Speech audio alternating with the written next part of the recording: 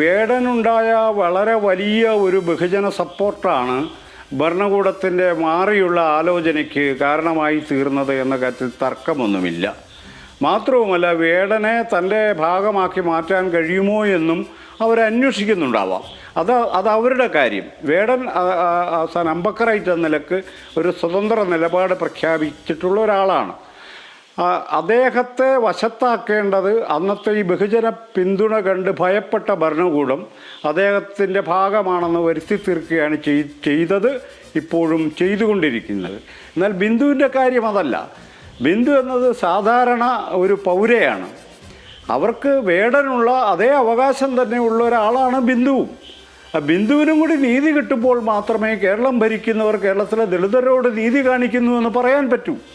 അതല്ലാതെ വേടൻ എന്ന് പറയുന്ന അതിപ്രശസ്തനായ ഒരു ചെറുപ്പക്കാരൻ, ഈ അടുത്ത കാലത്ത് ഉയർന്നു വന്ന ഏറ്റവും പ്രശസ്ത